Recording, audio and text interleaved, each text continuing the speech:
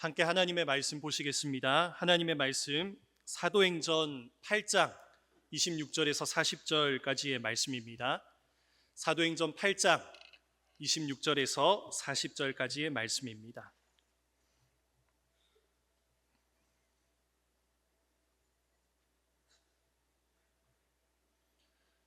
우리 말씀을 교독하여 읽겠습니다. 주의 사자가 빌립에게 말하여 이르되 일어나서 남쪽으로 향하여 예루살렘에서 가사로 내려가는 길까지 가라 하니 그 길은 광야라.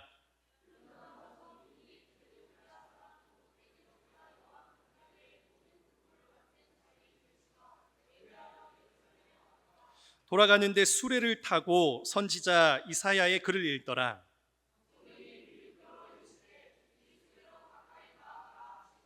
빌립이 달려가서 선지자 이사야의 글 읽는 것을 듣고 말하되 읽는 것을 깨닫느냐?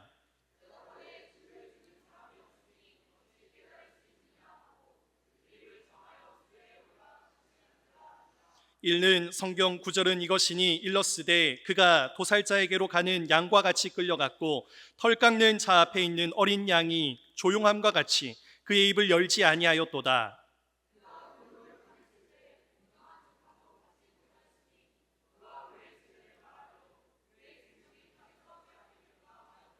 그 내시가 빌립에게 말하되 청컨대 내가 묻노니 선지자가 이 말한 것이 누구를 가리킴이냐? 자기를 가리킴이냐? 타인을 가리킴이냐?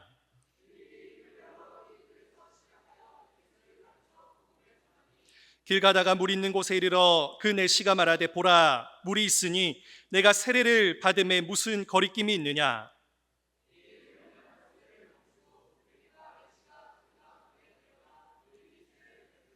둘이 물에서 올라올새 주의 영이 빌립을 이끌어 간지라. 내시는 기쁘게 길을 가므로 그를 다시 보지 못하니라. 빌립은 아소도에 나타나 여러 성을 지나 다니며 복음을 전하고 가이사랴에 이르니라. 아멘. 전도자가 사는 방식이라는 제목으로 말씀 함께 나누기를 원합니다. 여러분 2023년이 시작한 지가 어제 같지요? 그런데 벌써 연말이 되었습니다. 앞으로 올해 수요일이 2번밖에 남지 않았습니다. 여러분 아쉽지요? 짰습니까? 하시고요. 여러분 올 한 해 어떻게 마무리하고 계십니까? 저는 세계로 교회에 온 지 이제 2개월 조금 넘습니다. 세계로 교회에 있으면서 정말 많은 것들을 했는데요. 새벽 기도, 수요 예배, 주일 예배 여러 가지 예배 관련 부분이 많았지만 또 그만큼 많이 했던 것이 전도였습니다. 그만큼 많이 했던 것 전도인데 그런데 우리 성도님들은 올해 초부터 또 세계로 교회에 본격적으로 발을 붙이실 때부터 늘 전도를 해오셨을 텐데 혹시 전도하면서 어떤 마음이 드셨습니까? 전도하시면서 늘 변함없이 빨리 전도의 날이 와서 얼른 그 전도 현장으로 나아가야지. 그렇게 의욕 충만, 성령 충만으로 그렇게 살아 오셨습니까? 저는 2개월밖에 안 됐지만 어떤 날은 한판 붙자는 사람하고도 만났고 또 욕을 얻어먹는 그런 날도 있었습니다. 우리 성도님들은 늘 전도에 힘쓰면서 정말 많은 사람들 만났지 않겠습니까? 이 사람 저 사람 많이 만나 보셨겠지요. 전도하시면서 그럴 때마다 늘 사도 바울처럼 담대하셨습니까? 아니면 또 전도 현장에 가야 되나? 이 추운데 그렇게 갈등하면서 오늘 하나님께서 나에게 하루 쉬시라는 그러한 답을 주지는 않았을까? 결국에 조장님 연락받고 오시는 그러한 날이 혹시 많지 않았습니까? 여러분 사도행전에 보면 초대교회 때 보면 모든 교인이 복음 전파했다 합니다. 안디옥 교회 같은 경우는 어떻습니까? 이름도 알 수 없는 수많은 그리스도인들이 핍박받을수록 더욱 복음 전파에 힘쓰고 7 집사도 구제 또 다른 사역들을 돕지만 그들에게 가장 중요한 것이 역시 복음 전파였음을 알 수 있습니다. 그 중에 우리가 오늘 읽은 7명 중에 1명, 이 빌립이라는 사람 어떻습니까? 그에 대해서 성경이 말하기를 그가 구제를 어떻게 하더라 그렇게 전하고 있습니까? 복음 전파를 어떻게 하더라 말하고 있지요. 오늘 7 중에 한 명인 이 빌립의 삶을 통해서 전도자는 어떤 삶을 사는지 말씀의 은혜 누리는 시간 되기를 바랍니다. 아멘. 여러분, 전도자는 어떤 사람일까요? 빌립을 통해 첫 번째로 알 수 있는 것을 말하기 전에 우리 26절 말씀 같이 한번 읽어보겠습니다. 주의 사자가 빌립에게 말하여 이르되 일어나서 남쪽으로 향하여 예루살렘에서 가사로 내려가는 길까지 가라 하니 그 길은 광야라. 아멘. 26절을 보니 어떻습니까? 주의 사자가 빌립에게 어떤 명을 내리고 있습니까? 일어나서 가라 말하고 있습니다. 일어나서 어디를 가라고 말하고 있습니까? 저기 먼 가사로 가는 그 길까지 가라 합니다. 여러분, 혹시 빌립이 처음 전도하러 갔던 곳이 어디인지 아십니까? 사도행전 8장 5절에 보면 사마리아 성에 복음 전하러 갔다 말하고 있습니다. 여러분, 사마리아는 어떤 장소지요? 유대인들이 피해 다니는 장소이지 않습니까?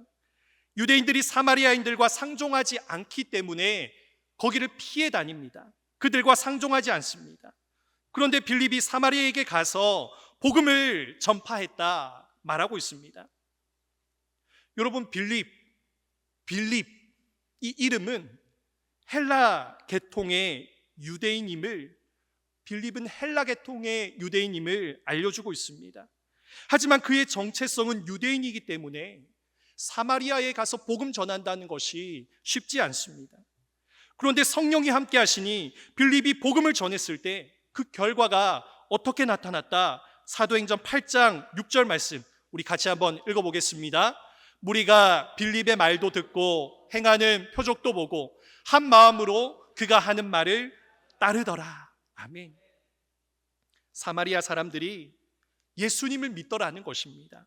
하나님의 역사가 사마리아 땅에서도 일어나더라는 것입니다.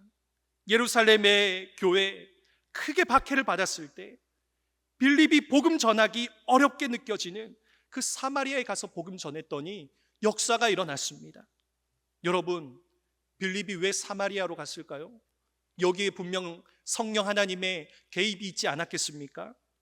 어렵고 좁은 길로 가라는 성령의 강권하심이 분명 있었을 것입니다.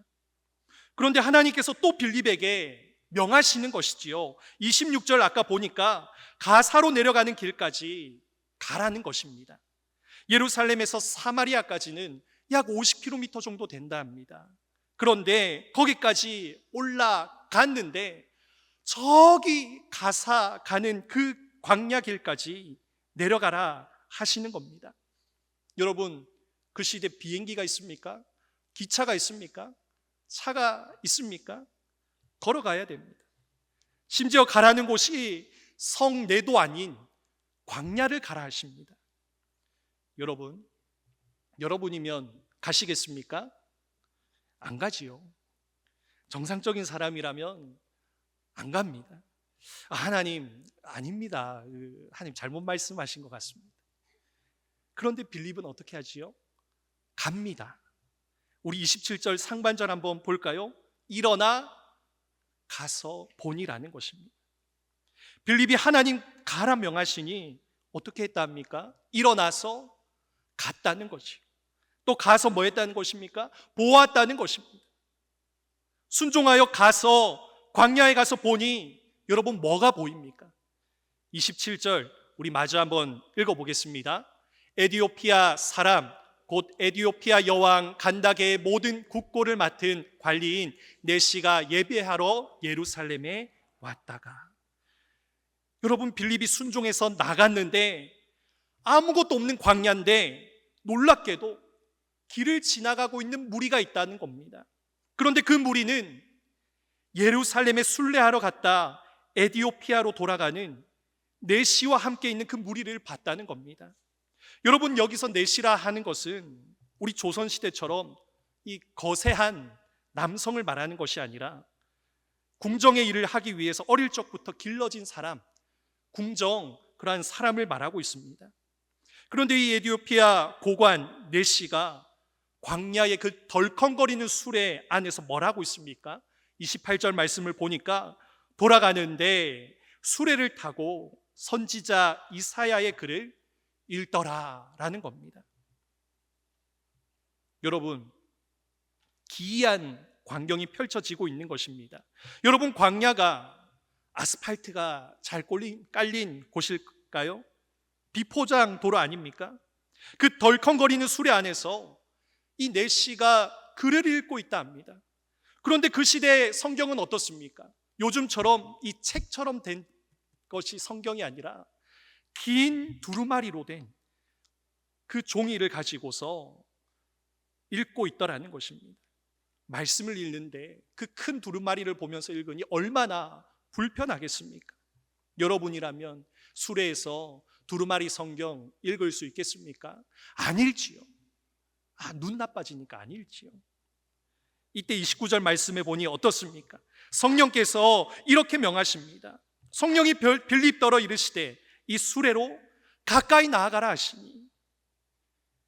여러분, 세속적으로 보면 빌립은 그냥 한 평민일 뿐입니다. 그런데 성령께서 빌립에게 명하시기를 한 나라의 고위직 관료인 네시에게 나아가라 명하고 계신 겁니다. 여러분, 네시 혼자 있는 것이 아니지요. 네시 주변에 그를 호위하는 사람들도 있지 않았겠습니까? 그런데 성령께서는 빌립더러 술에 가까이 가라는 겁니다. 여러분이면 어떻게 하시겠습니까? 괜히 갔다가 어떻게 될지도 모르는데 여러분 선뜻 가시겠습니까? 안 가지요. 그런데 빌립은 30절 상반절에 보니까 어떻게 합니까? 빌립이 어떻게 해요?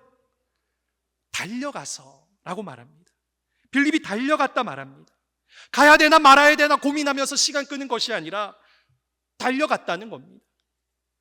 여러분, 이렇게 빌립의 모습을 보니까 전도자의 모습이 어떤 모습이겠습니까? 우리 같이 한번 해볼까요? 순종하는 사람. 순종하는 사람. 그렇죠. 어디에 순종하지요? 말씀에 순종하는 사람입니다. 그런데 사실 점잖게 표현해서 말씀에 순종한다 이렇게 했지 실제로 보면 어떻습니까? 복음의 불모지인 사마리아를 갑니다. 그리고 가사 광야로 가라 해서 수백 킬로가 되는 그 길을 걸어서 갑니다. 성내도 아닌 광야로 갑니다. 그리고 한 나라의 고관을 모시는 무리를 향해서 가라는 말에 한 달은 달려갑니다. 여러분, 이게 정상적인 사람이면 못합니다. 미쳐야 할 수 있습니다. 말씀에 미쳐야 할 수 있습니다. 그러니 말씀에 미친 빌립을 보여주면서 말씀을 미칠 정도로 사랑하는 그 덜컹거리는 수레에서 두루마리 성경을 읽는 네시도 여기서 보여주고 있지 않습니까? 다시 옆 사람에게 이렇게 고백해 봅시다. 말씀에 미칩시다. 한 번 더 크게 해볼까요? 말씀에 미칩시다. 여러분, 말씀에 미쳐서 말씀에 순종해서 일어나서 나가니까 하나님께서 뭘 준비하십니까? 사마리아의 복음을 환영하는 사람을 준비하시고 아무것도 없는 광야에 길을 가는 한 무리를 준비하시고 또 그 무리의 고관이 예루살렘 순례길에서 돌아오는 사람을 예비하신 것입니다. 어떻게 해요? 일어나서 가니까. 여러분, 하나님께서 이 네시에게 또 무엇을 예비하셨습니까? 예수 믿고 구원받을 수 있도록 세례받고 예수 이름으로 다시 태어나도록 광야 가운데에 물도 준비하시지 않습니까? 36절 38절 제가 한번 읽어보겠습니다. 길 가다가 물 있는 곳에 이르러 그 네시가 말하되 보라, 물이 있으니 내가 세례를 받음에 무슨 거리낌이 있느냐. 이에 명하여 수레를 멈추고 빌립과 네시가 둘 다 물에 내려가 빌립이 세례를 베풀고. 아멘. 우리가 말씀에 순종할 때, 말씀에 미칠 때 새 생명의 역사가 일어날 줄 믿습니다. 세례받고 하나님의 자녀가 되는 역사가 이번 주 문답하는 시간마다 또 세례식 가운데 충만히 나타나길 함께 소망합시다. 여러분, 기도하시면서 영혼을 향한 마음이 생길 때 순종하시기를 바랍니다. 안 할랍니다. 나는 아멘 안 할랍니다. 세례 안 받을랍니다. 여러분 많이 듣고 계시죠? 그런 말 들었을 때 포기하지 맙시다. 또 가서 전하고 설득하고 말씀에 미친 빌립처럼, 내시처럼 주님의 역사가 순종 가운데 이루어지는 걸 보는 올해 마지막 되길 주님의 이름으로 축원합니다. 그러면 이런 생각이 들 것 같습니다. 네, 목사님, 순종하는 거 참 좋지요. 그런데 순종해도 일이 잘 안 되는데, 잘 안 풀리는데 어떡합니까? 순종했더니 빌립처럼 만사오케이가 안 되는데, 그렇게 일이 진행이 안 되는데, 그러면 어떡합니까? 그런 생각이 들 수 있지요. 여러분, 그렇게 답이 없을 때 여러분 그때는 어떻게 하십니까? 우리 오늘 본문 말씀 32절과 33절 같이 한번 읽어보겠습니다. 읽는 성경 구절은 이것이니 일러스되 그가 도살자에게로 가는 양과 같이 끌려갔고 털 깎는 자 앞에 있는 어린 양이 조용함과 같이 그의 입을 열지 아니하였도다. 그가 굴욕을 당했을 때 공정한 재판도 받지 못하였으니 누가 그의 세대를 말하리요? 그의 생명이 땅에서 빼앗김이로다 하였거늘. 아멘. 32절 33절은 빌립이 찾아왔을 때 내시가 수레에서 읽던 말씀입니다.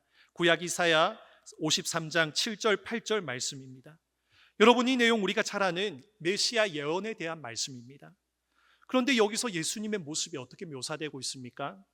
그는 도살자에게 끌려가는 양이고 털 깎는 자 앞에서 입을 열지 않는 조용한 양이고 울지도 않는 양이라 말씀합니다.